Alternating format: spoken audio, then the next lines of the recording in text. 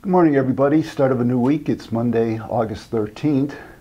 Well, we thought last week would be somewhat of a interesting, volatile week, but we had to wait all the way until Friday to get any price action, and that all came on the heels of the USDA monthly crop production and S&D report. The trade found out that the yields went on up for both the corn and in the beans. The carryouts also went on up, and a strong increase in the bean carryout. And we also saw where the carryouts in the world are not running out at this time. Though it's kind of interesting with all the trade wars going on that the USDA did go and raise wheat, corn, and bean exports.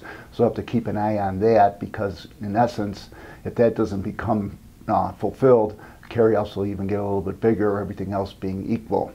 So we'll get our weekly exports coming on out here this morning, and after the close we'll get our crop condition numbers. Obviously, the crop condition numbers will continue to be important for the month of September as we continue to work our way through the end of the growing season.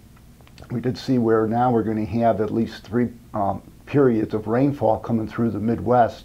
So in essence, with the temperatures being somewhat average, that the yield potentially can even get a little bit stronger from where we're currently at. And once again, in conjunction with the export numbers, if not being as strong as the USDA is looking at, once again, we're not running out of supplies.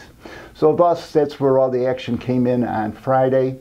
More so in the beans, second in the corn, and then thirdly in the wheat. But that's not the trend in the overnight trade. We are making new lows for the move, now being led by the wheat. Corn's down around 4 cents, beans down 8 cents, meal market's down around $1.50, and the soybean oil market's down around 25 points.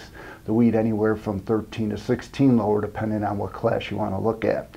So once again, the trade wars, the USDA report, the weather, the crop conditions. The USDA came out, or the CFTC came out on Friday. We did see where the trade did kind of lighten up their positions, being net short the corn and the beans. But Wednesday through Friday, it's estimated they are back adding to it, and they still have a sizable net short position in the soybean oil, and they really don't have that much of an excessive net short position in the corn and the beans, and they did come out of some of their soft red winter wheat and of some of their meal. Another thing that we were talking about as well was the fact that we were rock bottom with technicals as far as stochastics and RSIs.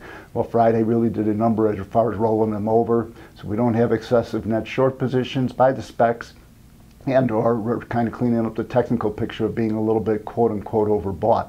So once again, going forward in here, don't know how much buying interest we're going to have if crop conditions and weather stay conducive going forward.